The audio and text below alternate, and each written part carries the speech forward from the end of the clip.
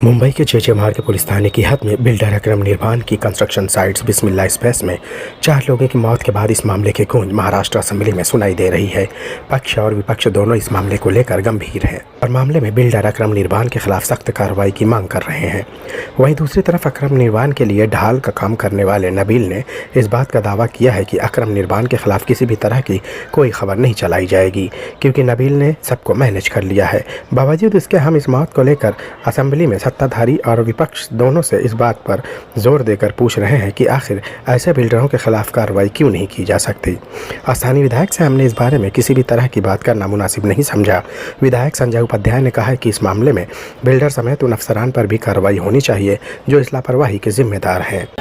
मजदूरों की मौत ये दुर्भाग्यपूर्ण है और इसकी लापरवाही के लिए बिल्डर हो या अधिकारी हो, जिन्होंने भी दुर्लक्ष्य किया है उन पर कार्रवाई होनी चाहिए, ऐसी मांग मैं करता हूं।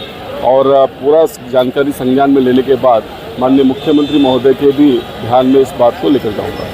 वहीं पूर्व मंत्री सचिन अहिर ने कहा है कि भले पुलिस हादसाती मौत का मामला दर्ज करे, लेकिन बिल्डर को हम इस लापरवाही से अलग नहीं कर सकते। यही नहीं, उस टैंक में जानकार लोगों को नहीं भेजा गया था।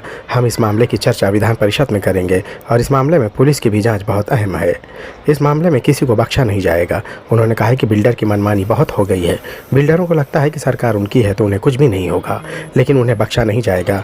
इसकी मांग हम कल करेंगे। ये सब चीज़ों की जांच पुलिस के द्वारा होनी चाहिए और हम इसको विधान परिषद में भी इसकी चर्चा करेंगे और किसी को भी बख्शा नहीं जाए, ऐसी हमारी मांग पर कल हम करने वाले हैं। मानते हैं क्या कि खासकर जो है साउथ मुंबई के कई इलाके ऐसे हैं जहां पे बिल्डर की मनमानी लगातार चलती आ रही है। नहीं, मुंबई में भी है और ये बिल्डरों की मनमानी ये किस्से में नहीं, जनरली जब आप देखेंगे कि सरकार ही उनको मदद करने की भावना में है, उनको लगता है कि सरकार अपनी है तो ये चल रहा है, लेकिन हम उसको होने नहीं देंगे। कल जब ये डेथ हो गई है उसके बाद जब पुलिस से बात हुई है तो पुलिस का मिजाज ऐसा था कि एक्सीडेंटल डेथ का मामला दर्ज किया जाएगा, जबकि सीसी होने के बाद बीएमसी के सीधी शर्तें रहती है, हर एक चीज की जिम्मेदारी बिल्डर की होगी। नहीं, ये जो हादसा हुआ वो एक्सीडेंट हुआ, लेकिन एक्सीडेंट के पीछे कारण क्या है इसकी तो जांच होनी चाहिए और वही मांग हम कल करेंगे। अब आपको बताते हैं कि आखिर अकरम निर्वाण कौन है।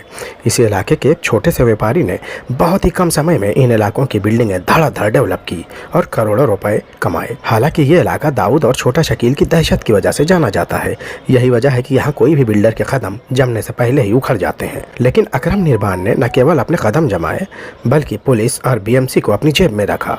नतीजा ये हुआ कि यहाँ जमकर नियमों का उल्लंघन किया जा रहा है और बीएमसी पुलिस खामोश तमाशाई बनी बैठी है। पुलिस स्टेशन से महज 2 कदम के फासले पर अकरम निर्वाण की ऑफिस है। कहा जा रहा है कि इसी बिल्डिंग में जेल से छूटने के बाद इकबाल कासकर यहीं रहेगा। नबील खान के वालिद दाऊद के करीबी रहे, जिसकी वजह से नबील ने यहाँ अपनी पैठ कायम की, जिसके बाद अकरम निर्वाण ने यहाँ अपना साम्राज्य बहुत ही कम समय में स्थापित किया। क्योंकि अकरम के इस साम्राज्य के पीछे बीएमसी पुलिस और अंडरवर्ल्ड का कॉकटेल है। अब ऐसे में 4 नहीं 40 मौतें भी हुई तो कौन क्या कर लेगा। शाहिद अंसारी, बॉम्बे लीक्स, मुंबई।